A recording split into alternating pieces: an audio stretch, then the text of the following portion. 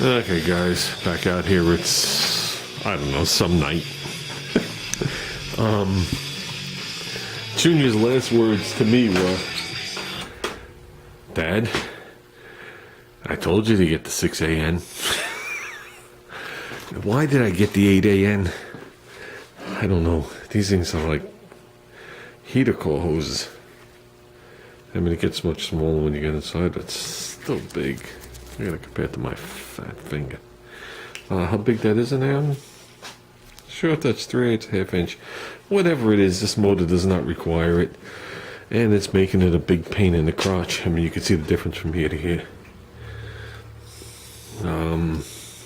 Yeah. Basically, all I wanted to do was fade it away. Coming out of the fuel pump, tuck it up neat, and bring it up here. I should have bent the line. If you want it neat, you gotta bend one. There's gonna be no other way. You gotta somehow make this look presentable. And once you cut it, guess what? If you don't have a big enough piece, you are, you know, wadded. Oh, I'm still dealing with the sparkling wire. I gotta do these.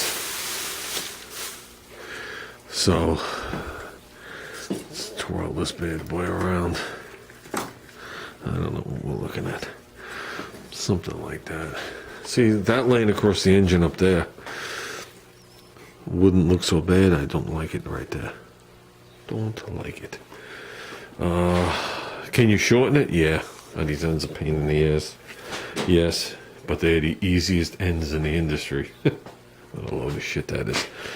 I remember doing a whole engine compartment with the steel braided crap back in, that had to be 25 or so years ago. And the fittings only came in like the red and blue and whatever. And they wanted them polished.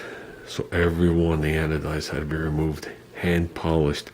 Then we had to sit there and cut the steel braided line. You wrap it with electrical tape a bunch of times. You cut it with a hacksaw and blow it out. That was the best way back in the day. The neatest. And then you could start assembling it with like one row of electrical tape on there. You get the stuff past it, you peel it off and come back. This is a little easier with that on the outer skin. But I don't know. Don't know. Don't want it to look sloppy. And that might be a little sloppy. I could also come this way.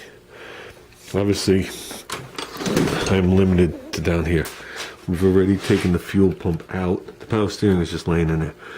Fuel pumps come out. I clocked it back 2 holes. We got plenty of room to the block. Not that anything vibrates there.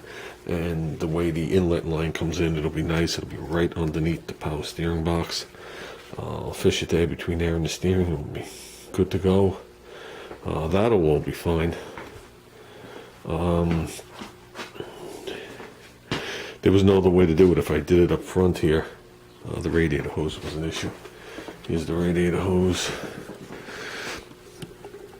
I don't like stuff rubbing.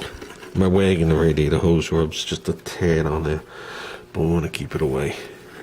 And there was no way I could have snuck the fuel line out of here, but then the inlet was pointing right at the box.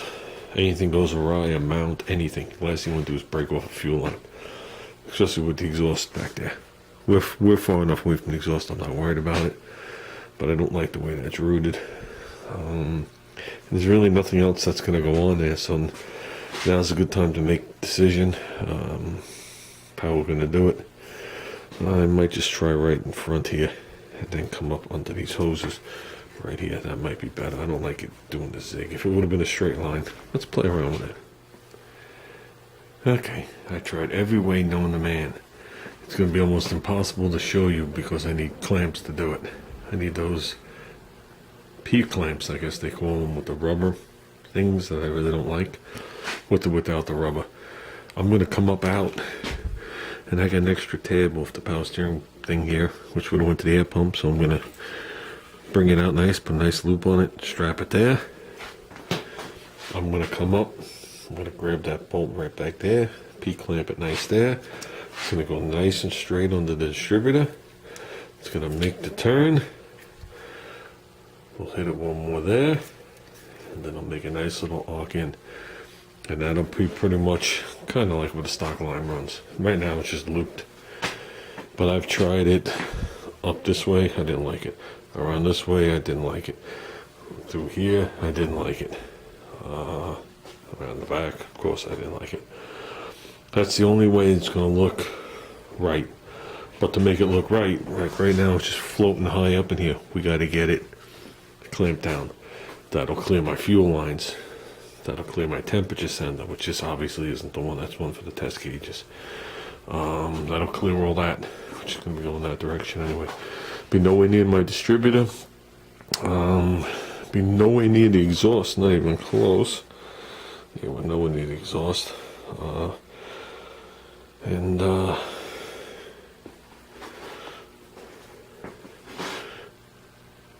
That's it. I think we'll be good. So, with that said, we got to get an inlet for the fuel pump, because fuel pump's got to come back out. It only has 2 screws holding the diaphragm on, but all the holes are lined up. I didn't want to have to keep undoing it. It's got 1 bolt snug in it and 1 bolt loose to keep it from rocking around. This is just, it's here, but it's very close. And that's that. We'll go over those brackets. I want to relieve them natural aluminum, or maybe I'll do them the same as the water pump. Something so it looks good. I really don't like the power steering. I wish you'd go manual steering, but it doesn't want to. So we got to make it look the best we can, considering it's ugly on an AMC. It's like out there. What an afterthought. Holy shit. Then again, the older pumps weren't much nicer with this wing nut on the top like the AMX has. At least this one's a gym. It's easy to get parts for. So that's what we're going to do. And once we lay that out, I'll make the final trim for that. And we should be good. I'll leave myself just a little extra. So this is the thing. These are the ends. They're made of aluminum anodized. And basically what you do is you unscrew the end off it. You put this thing over everything you just cut. There's ribs in it to hold the outer part of the hose. It's threaded. You insert this in. It's obviously a wedge and there's fine threads there. Which are the fine threads right there. As you tighten it, it wedges the hose. And the hose can't go anywhere because there's teeth there to hold it. And that's it. It makes a, pardon the camera, it makes a tight fitting. And when it's done, it looks like that. And the head still swivels on it. And it's an 8A end. So, like I said, how big is that? I don't know. I think it's 3/8. All I know is it's plenty big for what we're doing. And if I need bigger than this, we got problems. So, yes, I could take out the calipers and measure it. Yeah, that's 3/8. 3/8 on the nose on the inside there. It's more than big enough. If you're having problems running this type of horsepower through a 3/8 line, you got other problems.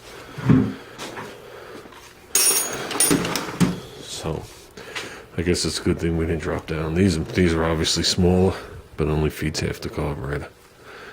So I don't like these. I don't like those at all. I see me remaking those. So, but that's the way it came.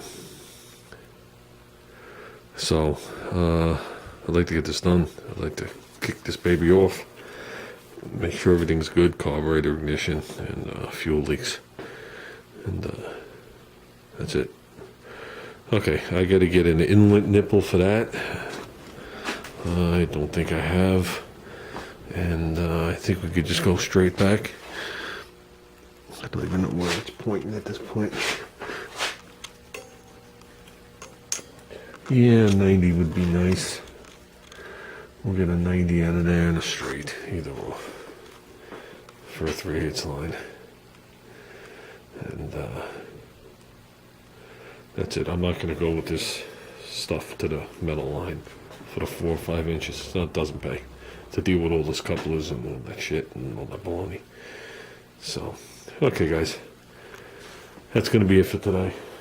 I'm going to go inside and spend some time with my family. And we'll be back out here tomorrow's Friday night. Tomorrow we'll put a lot more hours out here. I'll stop at the store. We'll get, I want to get a couple of new base gaskets because I've had these on and off so many times playing with it the other day. I want to put this metal plate in between the two spaces to alleviate this angle a little bit. So I want to drop it down a ½ inch, raise that up. I could leave it just like that. That's the way it's designed. But I got to get these two gaskets right here. So I'll get these two gaskets. A couple of carb base gaskets. We'll get one of these, a couple of these P-line things, P-brackets, clamps. And I guess a couple of fittings. And we'll knock this out, bolt that on, and we'll see what we got to do with power steering hoses. The power steering hose I had on here, on this car, wasn't that old, but it was from an Ambassador. So, we'll see how it looks in here. I didn't give a shit how it looked. It was on the 6-cylinder when the other one blew out. So I really didn't care. But I wanted to look right on here. And then the return hose you make yourself. And that'll be that. And we'll leave that belt off for a while. So if we fire it up, I don't have to worry about power steering fluid going all over the place. Or it running dry or whatever. So, okay guys, we're out of here.